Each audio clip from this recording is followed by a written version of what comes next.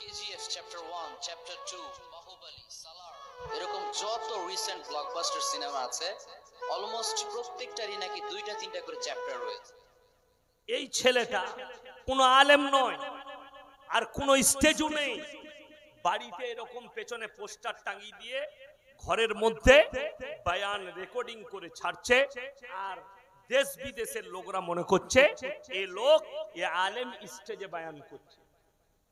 বাংলাদেশে আমার অনেক ভক্ত আছে, আমি তো তাদেরকে অনুরোধ করব এই রকম যতগুলো ভণ্ড বেরুবে এদের চ্যানেলে এত রিপোর্ট মারুন যেন এদের চ্যানেলগুলো বন্ধ হয়ে যায়।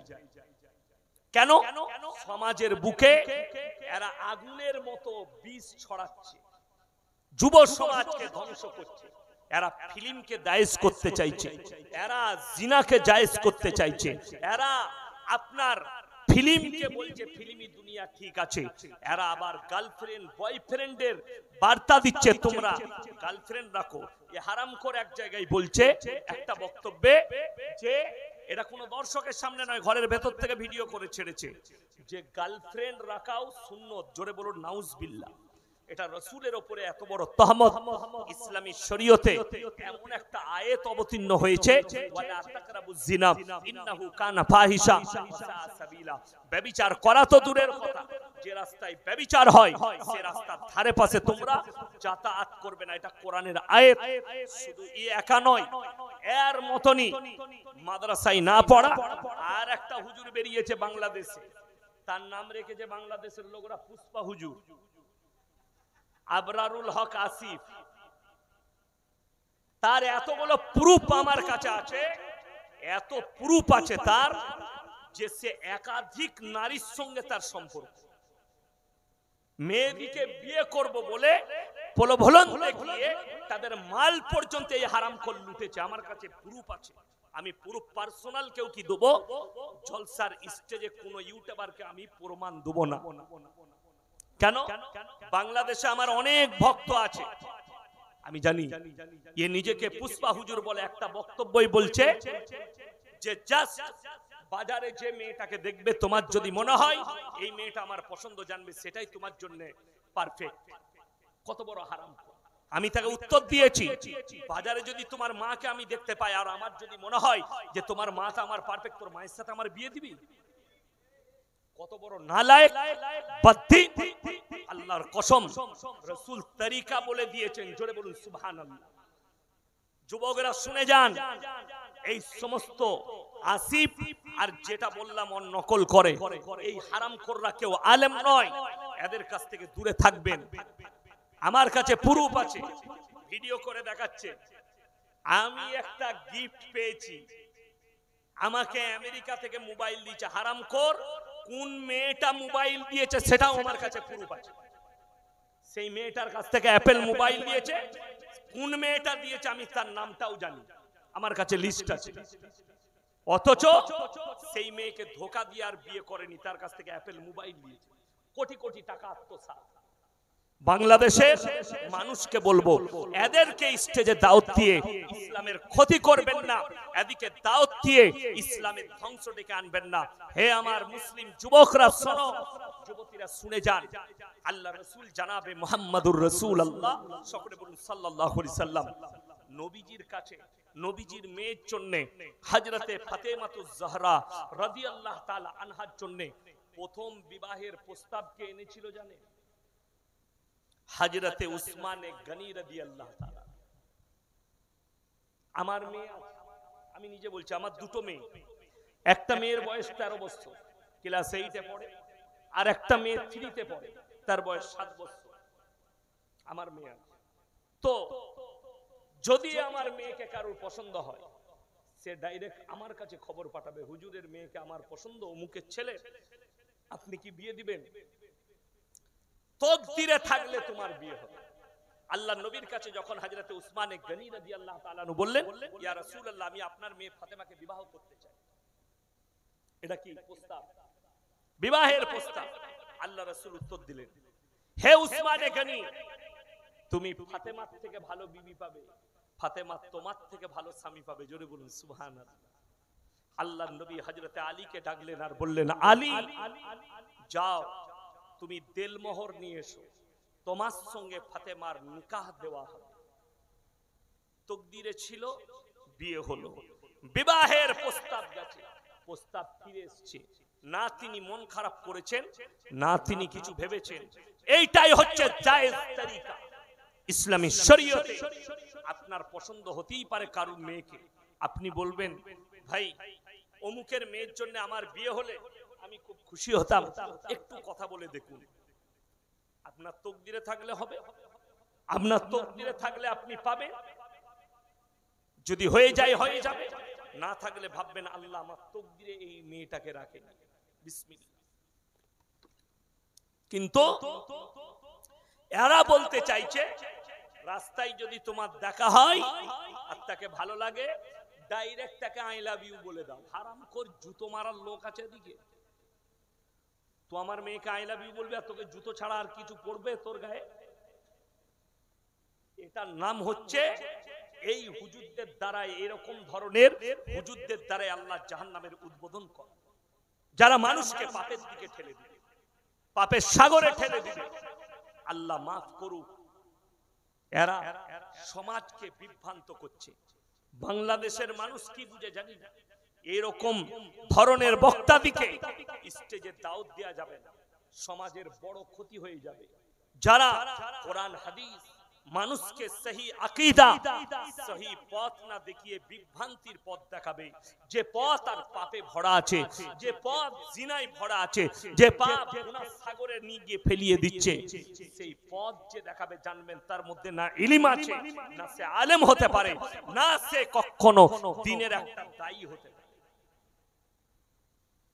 দাদা হুজুর পীর কেবলা রহমতুল্লাহ আলাইহি আর পৃথিবীর ওলিদের দ্বারা আমাদের আগে যত আকাবির গুজরে গেছে, বড় বড় মুফাসসিরিন গুজরে গেছে, তারা যখন সমাজের বুকে কথা রেখেছে, সমাজকে বিভ্রান্ত করেনি, সমাজকে সহি পথটা দেখিয়েছে। পরবর্তীতে কষ্ট লাগে। আপনি দেখুন আজকের সমাজে, আজকে কথা হচ্ছিল, আমি খানা খেতে খেতে বলছিলাম, হাওড়া জেলায় আমি এক জায়গায় জলসা করেছিলাম, দক্ষিণ করলা না উত্তর করলা, সেখানে যুবকটা আছে যে সেক্রেটারি, সে আছে এখানে, দেখা করুন। আমি জলসা করেছি, প্রচুর লোক।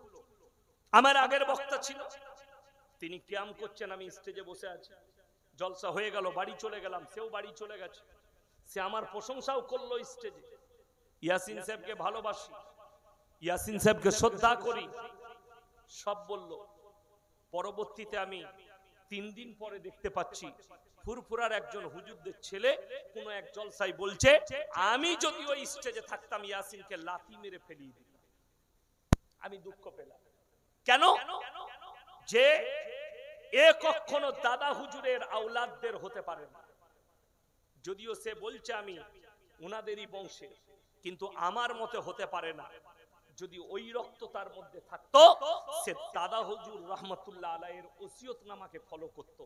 দাদা হুজুরের ওসিয়তে আছে, কেউ যদি দাঁড়িয়ে কিয়াম করে তাকে বস করিও না, কেউ যদি বসে থাকে তাকে টেনে দাঁড় করিও না।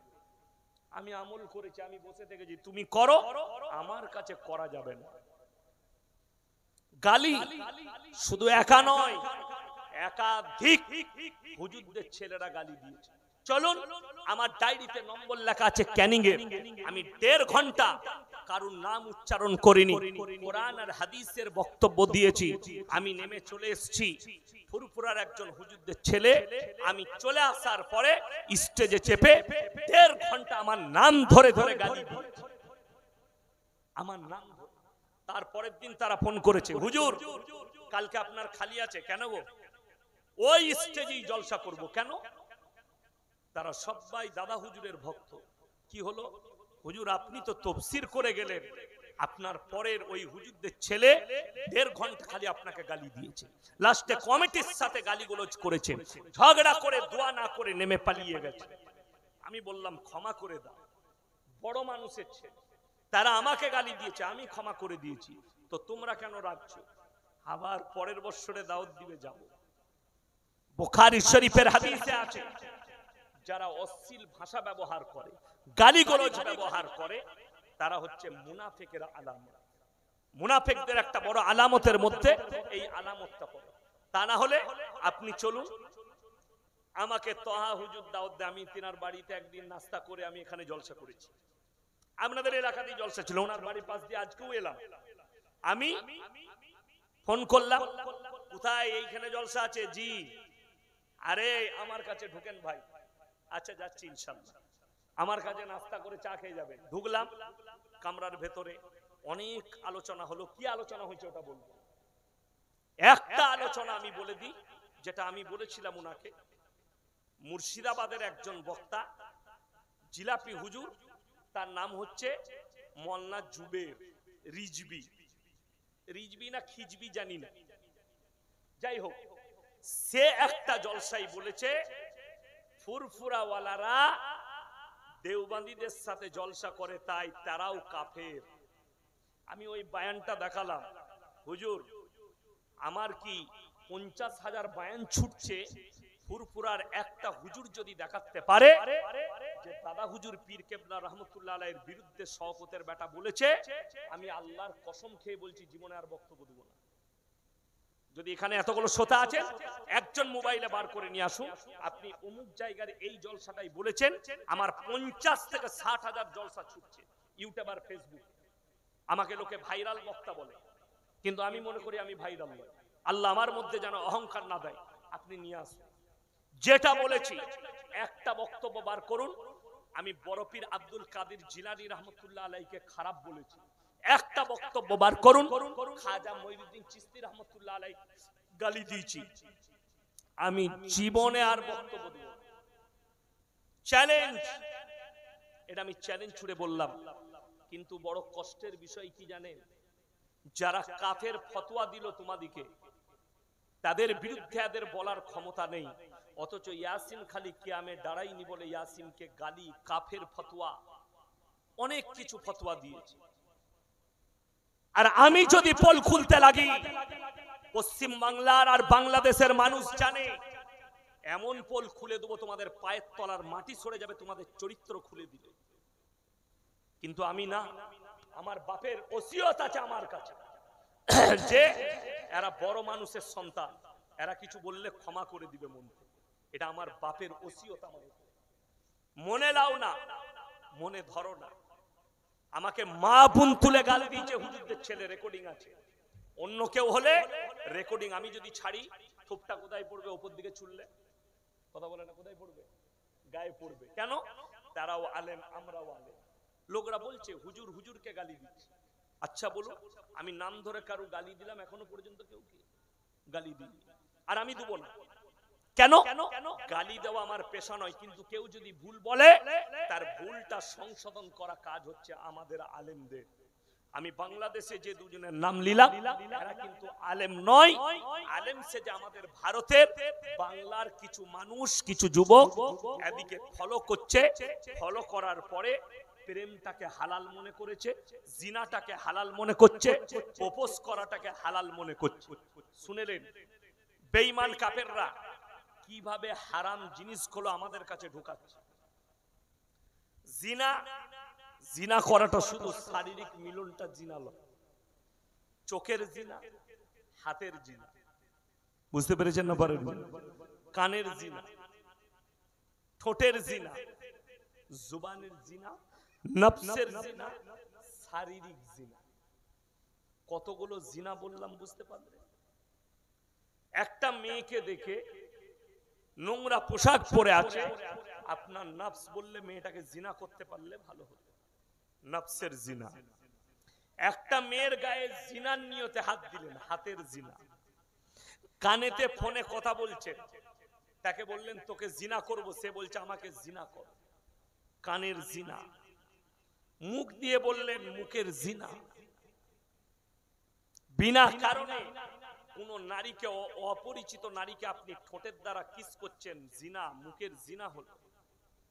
শারীরিক মিলন করছেন, এটা হলো কমপ্লিটলি একটা জিনা। এরপর চলুন আপনাকে বুঝিয়ে দিই, এই যে মুখের জিনা, হাতের জিনা, পায়ের জিনা বললাম, এটা কত ডেঞ্জার বলে দিই।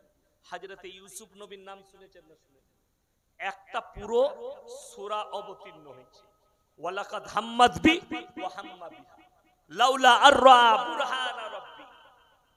মারাত্মক আয়াত কোরআন। হযরতে ইউসুফ নবীর বাদশার বিবি জুলাইখা নিজেকে বেবস্ত্র করে বললে ওয়াকালাত হাইতালা, অগ্রসর হও। ন্যাংটো অবস্থায় দাঁড়িয়ে গেছে ইউসুফ নবীর সামনে, এসো আমাকে ধরো আর মনের বাসনা কামনা পূরণ করো। ওয়ালাকাদ হাম্মাত বি ওয়া হাম্মা বিহা লাউলা আররা বুরহান। ইউসুফ নবী বলছেন, আমার কিছুক্ষণের জন্য শয়তান আমাকে ধোঁকা দিয়েছে, মনে হচ্ছে জিনা করে ফেলি, কিন্তু শয়তান আমাকে বাঁচিয়ে। ওয়া হাম্মা বিহা লাউলা আররা বুরহান। ইউসুফ নবী কি দোয়া করলেন, কি বললেন? ক্বালা মাআযাল্লাহ ইন্নাহু রাব্বি আহসানা মাসওয়াই ইন্নাহু লা ইউফলিহুজ জালিমিন। হে জুলাইখা, শুনে নাও, আল্লাহ আমাকে কুয়ো থেকে তুলে বাদশার ঘরেতে লালিত পালিত করেছে। আমি কেমন করে নিজের উপরে জুলুম করতে পারি? আল্লাহ আমাকে কুয়ো থেকে তুলে বাদশার ঘরে রাজশাহীতে আমাকে লালন পালন করেছে। আমি কেমন করে জুলুম করতে পারি? এই কাজ আমি করতে পারবো না। আল্লাহ এই পাতকার নারীর হাত থেকে বাঁচাও। আল্লাহ বললে ছুটো, দরজা খোলার দায়িত্ব আমার আল্লাহর। জোরে বলুন সুবহানাল্লাহ। এটা কোরআন, এটা বানানো গল্প নয়। ইউসুফ নবী দরজায় হাত লাগালেন, দরজা খুলে গেল। দরজাটা খোলার পরেই ম্যান বিপদ এসে দাঁড়িয়ে গেল। যুবকরা শুনবেন ভালো করে। আমার আব্বার বায়ান শুনেছেন? আমার আব্বার বায়ান শুনেন আপনারা? শুনেন। মেয়েদের 63টা কলা আমার বাপের বায়ানে আছে, শুনেন নাই? হ্যাঁ, এইখান থেকে বুঝতে পারবেন ইউসুফ নবী ছুটতে শুরু করল। দরজা খোলার পরেই বাদশা হাজির। কে সামনে? বাদশা। তারপরেই কে? ইউসুফ নবী। পেছনে জামার দিকটা ছিঁড়ে গেছে, তার পেছনে বেবস্ত্র অবস্থায় বাদশার বিবি। আমাদের অনেক ছেলেরা এত দুর্বল না, যদি বাগনান থেকে আসে, নাইলে আরামবাগ থেকে যদি সিয়াখালা আসে, যদি কোনো মেয়ে একবার হেসে দেয় তার ভাড়া দিয়ে দিবে, যা বুঝে করে। আর একবার হাসলে হারামখোর নেমে নাস্তা করিয়ে দিবে। মানে মেয়ে হেসেছে মানে বিরাট ব্যাপার। আরে অনেক ছেলে তো বালিশ ছিঁড়ে ঘরে এসে রাস্তায় দাঁড়িয়ে ছিল, এমন চোখ মেরেছে না, ঘরে এসে খালি বালিশ ছিঁড়ছে। মা বলছে তোর কি হলো রে, বালিশ নিয়ে এরকম বলছিস কেন? বলছে তুই বুঝবি না, আমাকে 440 ভোল্টেজ মেরেছে। 440 ভোল্টেজ। আর ঘুম হবে না। নারীকে আল্লাহ এমন একটা পাওয়ার দিয়েছে চোখের মধ্যে, ইশারার মধ্যে। শুনেলেন, যখনই স্বামীকে দেখে নিলে তখনই বললে বাদশাহ আপনি দেখুন আপনার চাকর আপনার বিবির সঙ্গে কি খারাপ কাজ করতে যাচ্ছে। বাস, ইউসুফ নবী ফেঁসে গেল। কে ফাঁসালো? বিবি। ইউসুফ নবী কাঁদলেন, আল্লাহ এই বাদকার নারীর হাত থেকে, এত বড় অপবাদ থেকে আপনি হেফাজত করুন। আল্লাহ বললেন, হে আমার ইউসুফ, যে বাচ্চা ছেলে শুয়ে আছে তার দিকে ইশারা কর। বাচ্চা ছেলে কিভাবে কথা বলবে? আল্লাহ বলেন কুন ফায়াকুন, আমি যেটা বলবো সেটা হবে, তুমি খালি ইশারা করো। যেমনি ইশারা করেছেন, ওই বাচ্চা ছেলে শুয়ে আছে, আল্লাহ তার জবানকে খুলে দিলেন। জোরে বলুন সুবহানাল্লাহ। সে বলল, এ বাদশা, ইউসুফের জামাটা লক্ষ্য করো, যদি সামনের দিকটা ফাটা হয় ইউসুফ অপরাধী, আর পেছনের দিক ফাটা হলে তোমার বিবি অপরাধী। যখন পরীক্ষা করা হলো, জামার পেছন দিকটা ফাটা, তার মানে কে অপরাধী? বাদশার বিবি। কিন্তু সম্মান বাঁচানোর জন্য রিওয়ায়েতে আছে কয়েদে ভরে দেয়া হলো। কাকে? ইউসুফ নবীকে। এরপর যদি কোনো মেয়ে, মন্ত্রীর মেয়ে চাকরের সঙ্গে ধরা পড়ে, এটা হাইলাইট হবে না? হবে না? কথা বলেন। এখন তো মিডিয়ার যুগ, বিরাট হাইলাইট। কিন্তু জানেন সব থেকে বড় মিডিয়া কোনটা? কোনটা আপনারা জানেন কি? মেয়েরা। এক্ষুনি যদি এইখানে একটা কথা বলি, কাল সকালবেলায় মমতা খালার কানে চলে যাবে, এত পাওয়ার, 5G ফেল হয়ে যাবে এদের কাছে। তো বাদশার বিবি চাকরের সঙ্গে ধরা পড়েছে, কাজের মেয়ে ছিল, গোটা মিশর শহরে হয়ে গেল। বাদশার বিবি চাকর ছিল, ইউসুফ বলে তার সঙ্গে প্রেম করতে গিয়ে ধরা পড়েছে, বদনাম। জুলাইখা বললে তারা তো জানে না আমি কাকে ভালোবেসেছি। অর্ধেকটা সৌন্দর্য আল্লাহ পৃথিবীতে বেঁটেছেন, অর্ধেকটা হযরতে ইউসুফ নবীকে দান করেছিলেন। জোরে বলুন সুবহানাল্লাহ। বাস বাদশার বিবি বললে যত মেয়ে আছে শহরে সবাইকে আমার বাড়িতে দাওয়াত দাও। আলহামদুলিল্লাহ, দুটো গেট করা হলো। কটা? দুটো। এক দরজায় ইউসুফকে বলা হলো তুমি এই দরজায় ঢুকবে, ওই দরজায় বেরিয়ে যাবে। সব মেয়েরা হাজির। রেওয়ায়েতে আছে, কেউ কেউ বলেছেন মুসাম্বি, কেউ বলেছেন আপেল, কেউ বলেছেন বেদনা। তবে প্রত্যেকটা মেয়ের হাতে একটা করে ফল দেয়া হয়েছিল আর একটা করে ছুরি। বাদশার বিবি বললে আমি হুকুম যখন দেব তখন তোমরা ফলগুলো কেটে শুরু করবে খেতে। বলে কেন? বলে তোমাদের উত্তর এর মধ্যেই আছে। তো সব মেয়েরা ছুরি আর ফল নিয়ে রেডি। জুলাইখা বললে ইউসুফকে এই গেটে ঢুকাও, হেঁটে হেঁটে পেরিয়ে যাবে। যেমনি ঢুকলেন জুলাইখা বললে তোমরা নিজের ফল কেটে খেতে শুরু করো। ইউসুফ নবী খালি ধীরে ধীরে হেঁটে পেরিয়ে গেছেন, বেরিয়ে চলে গেল। প্রত্যেকটা মেয়ে দেখছে কেউ ফল কাটেনি, সবাই হাতে ছুরি চালিয়ে ফেলেছে। জোরে বলুন না সুবহানাল্লাহ। কি সৌন্দর্য আল্লাহ দান করেছেন। এরপরে মেয়েরা কি বলছে? জুলাইখা যা করেছে ভুল করেনি। এত সুন্দর যুবককে কে না প্রেম করতে পারে, ভালোবাসতে পারে। এরপরে জুলাইখা বুঝে নিলে যে মেয়েরা যখন বুঝে গেছে যে আমি যা করেছি ঠিক করেছি, যাকে ভালোবেসেছি ঠিক করেছি। এরপর জুলাইখা বললে প্রত্যেকটা মেয়েকে তোমরা একে একে ইউসুফের কামরায় যাও আর তাকে বলো সে যেন আমাকে প্রেম দান করে, আমাকে ভালোবাসে। এদিকে বললে সব মেয়েদিকে একে একে ঢুকবে আর বলবে যেন আমাকে ভালোবাসে। যতজন ঢুকেছে যেই গেইছে সেই বলেছে আমাকে ভালোবাসো। ইউসুফ নবীর কথা কেউ বলে না, জুলাইখার কথা। কথা বুঝতে পেরেছেন? জুলাইখার কথা আর কেউ বলে নাই, যেই ঢুকেছে সেই বলছে আমাকে ভালোবাসো। এটার নাম হচ্ছে মেয়েদের চক্রান্ত, খতরনাক চক্রান্ত। নারীদের কাছ থেকে দূরে থাকো।